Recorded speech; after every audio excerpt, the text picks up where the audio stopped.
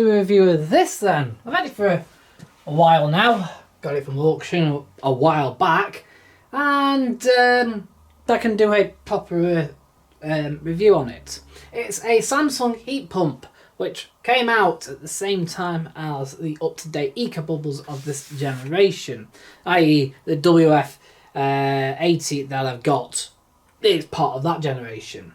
This model actually is the DV8 F5 E5 HGW EU model.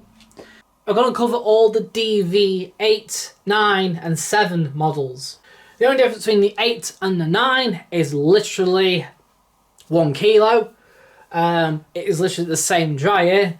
The 7 kilo though, however, doesn't have a full display and doesn't have outdoor or warm air cycles.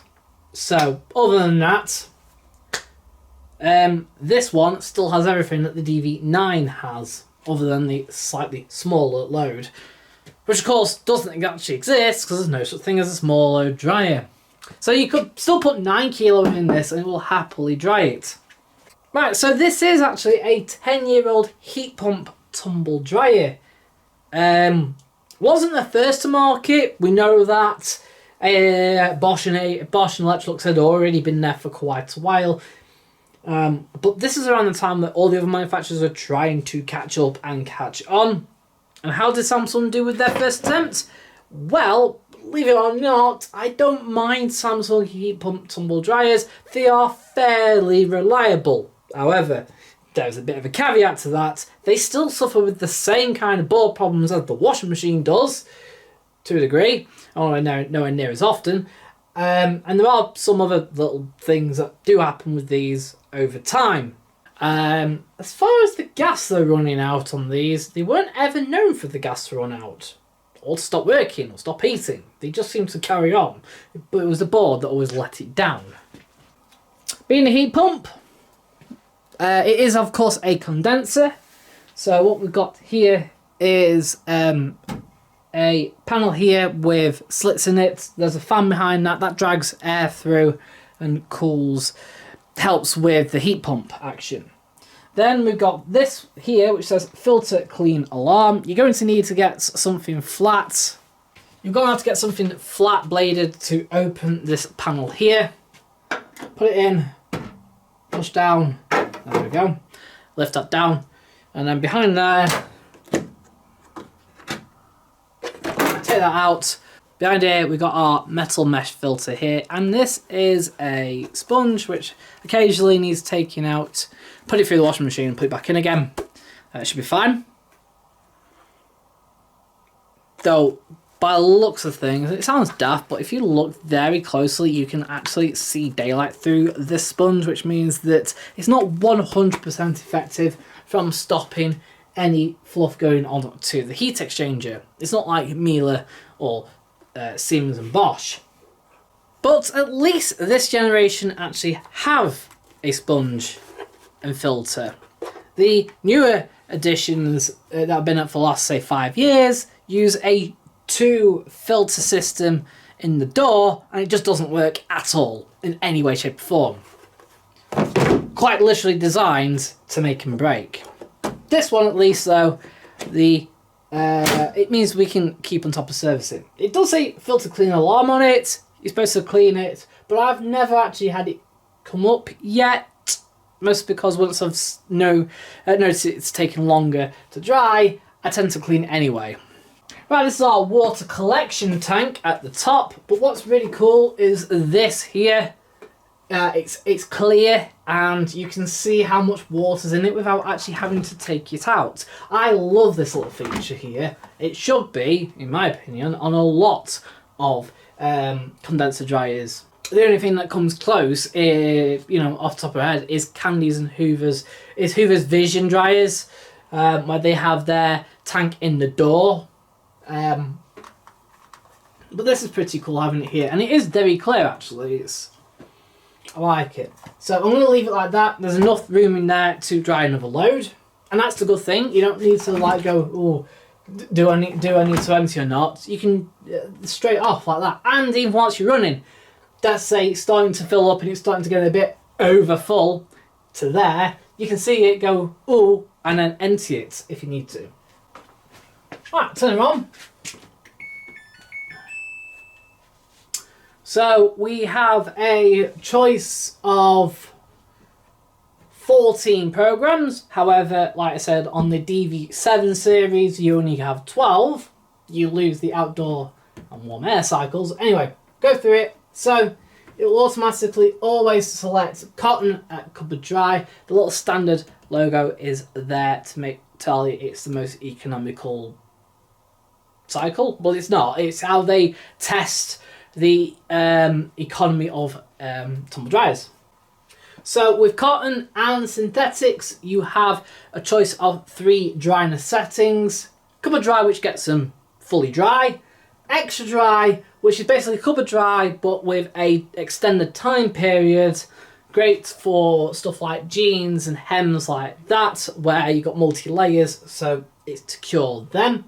And iron dry, leave things damp, ready so you can go over with an iron before the creases set in. It also makes ironing easier, basically. Synthetics is exactly the same. You've got extra dry, cupboard dry, and iron dry, all with the same kind of purpose. Max load for cotton is 8 kilo for this model, 9 kilo for the DV9, and 7 kilo for the DV7s. Synthetics max load is 4.5 kilo for the 9 kilo models, 4 kilos for the 8 kilo models, and 3.5 kilo for the 7 kilo models. Effectively half a load. We also have wool dry, which limits the temperature to 40 degrees and no more. You can dry 2 kilograms of woolens that are labelled both machine washable and also tumble dryable. Although, of course, all woolens don't say tumble dryable. Bit of a bizarre one. But if you can machine wash them with a machine washable label in them, you can put them on the wool cycle safely in this tumble dryer. Don't overload it. Ideally, no more than about 3 jumpers at a time. Any more, and they won't dry properly. Any more, and it could also damage the wool. And we've got ultra delicate, max load 1.5 kilo. Again, limits the temperature lower than 40 degrees this time around. And we've got outdoor, and we've got sportswear. Both made for drying 2 kilograms of laundry. Sportswear is basically 2 kilograms of sports synthetic laundry, while the outdoor is obviously for drying bulkier items such as like coats and stuff. Effectively at the same temperature as sportswear, for example, but a little bit longer with time, probably a time period somewhere in between to allow the moisture to draw out. Then we've got quick dry. It presets at 60 minutes. Allows you to dry 1 kilogram of laundry that's not going to be detectable by the moisture sensors in the tumble dryer.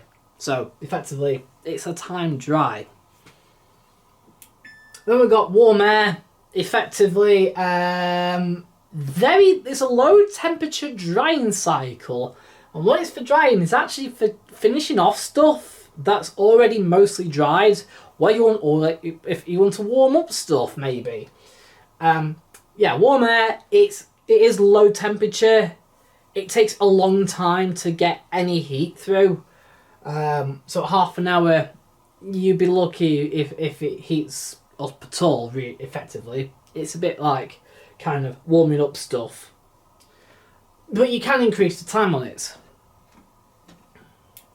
Then we've got cool air, which runs completely cool air, no heat. The heat exchanger doesn't switch on for this basically, and runs cold air through your fabrics. It's alright for freshening them up, for example. It might remove odours, it may also remove excess pet hair. Then we've got time dry. Again, put as much as you want in, but it dries at high heat instead.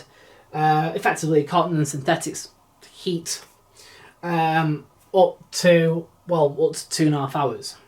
Right, show you the options. So we've got drying level, which is available on cotton and synthetics. It usually does light on, say, like wool and delicate. However, it's not actually adjustable.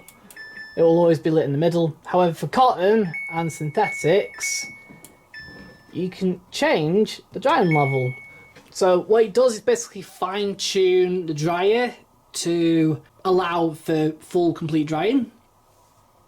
So I personally find that this dryer, if I set it to how it comes, that it leaves stuff ever so slightly damp. It may do anyway because it's uncoupled dry, which is what it's designed to do.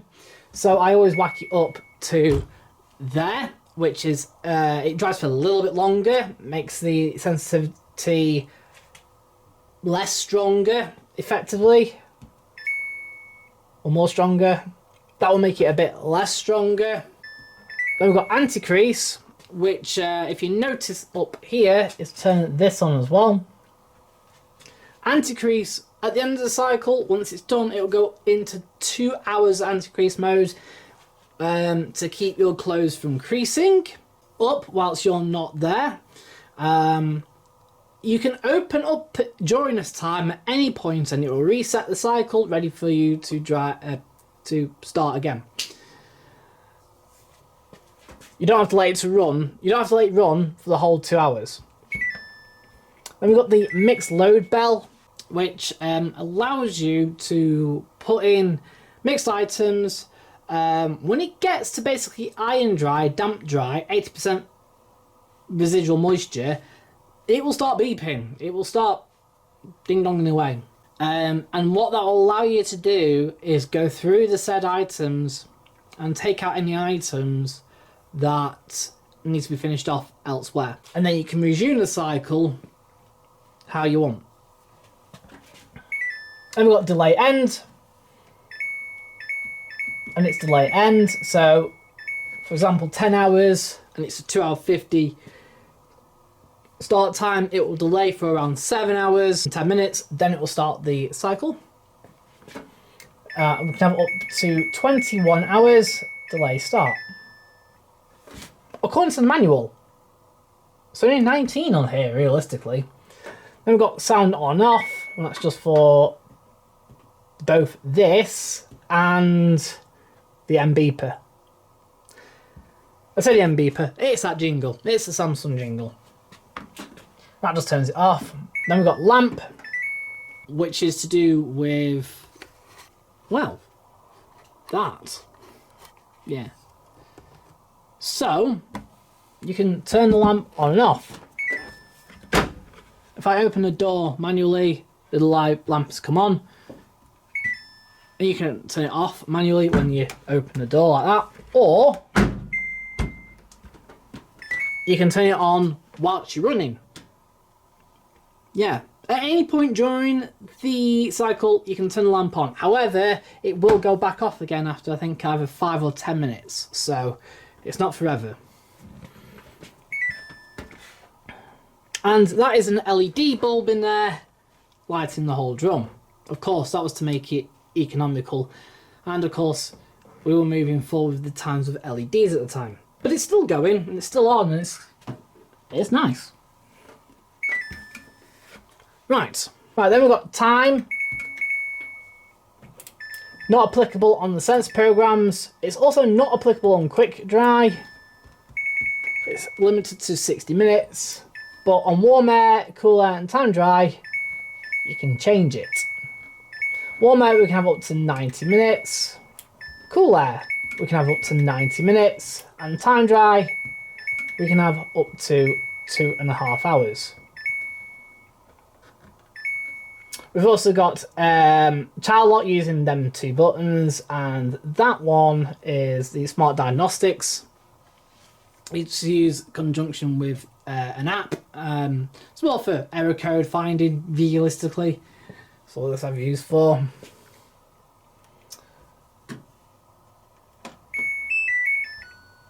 Right, door here. Pull it to open it. I have tried putting a new seal on it, but it's still never gone on properly since the day I bought it. Right. We've got our filter in the door here. Using undo there. I'll leave it as it is.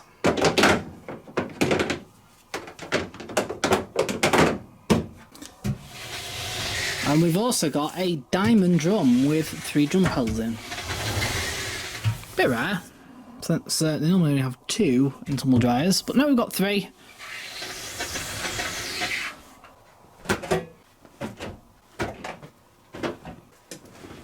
I'm going to put half a 9kg load in. It's also been pre-spun at 1600, so yeah.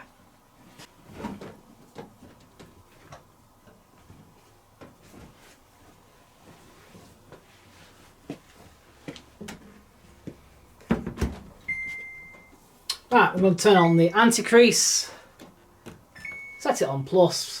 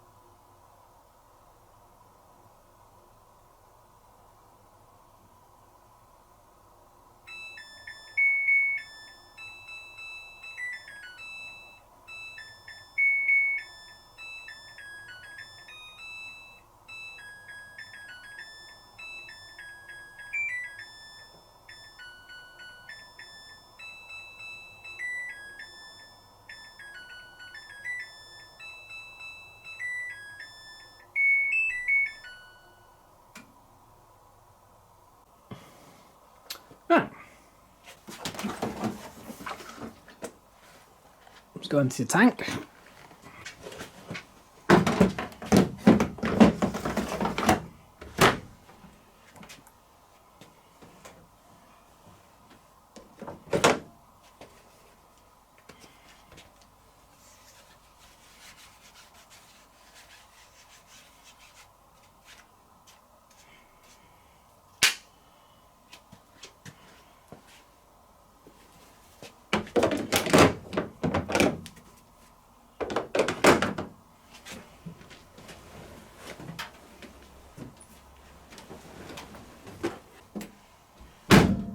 Right, let's give this out of 10 then, the Samsung. Well, it's going to get 8.5 out of 10.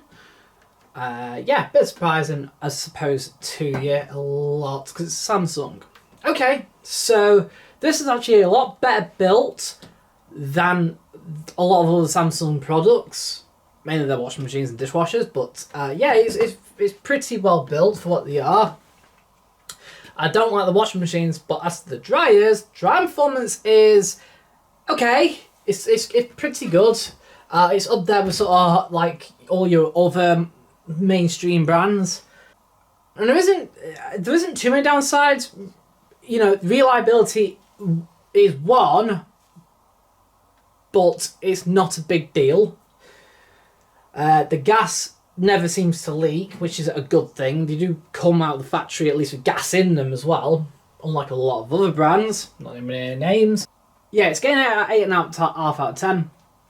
I kind of recommend them if you are after a heat pump dryer. However, the caveat is as I've mentioned before, the newer ones don't have a sponge filter design in the bottom, and all of a sudden it's made them horrifically, not unreliable, but to take forever to then dry because that clogs up over time. Yeah, I've never had the filter clean alarm ever in the entire time I've had it, so it's been okay actually. Yeah, there's a lot of things I do like as well about it, to a degree.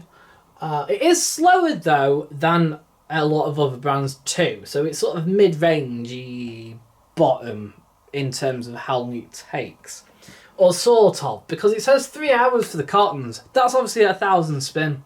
What I put in was over 1,600 spin, which was massive over it, and I do like the fact that it by lowering it, actually it's still relatively quick in that aspect. It is just as quick as, say, a Miele of the time.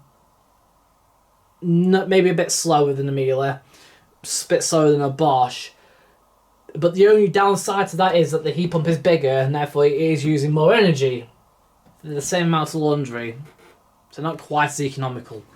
Yeah, there's ups and downsides with this. It's not a bad thing either, it's not a good thing. It's not the best, but it's not actually anywhere near, you know, it's not the best, but it's better than the washing machines that they sell. It's better than a lot of other brands out there, so price wise it's in the right bracket. You know, you're not going to be disappointed for how much you pay. It's mid-range price rise as well in the heat pump space, so yeah. Right, hope you enjoyed this review. Don't forget to give me a like if you enjoyed this video. Don't forget to comment down below. Don't forget to subscribe for more washing machine content and tumble dryer content as well. This is a laundry channel, and I'll see you in another video, so bye for now.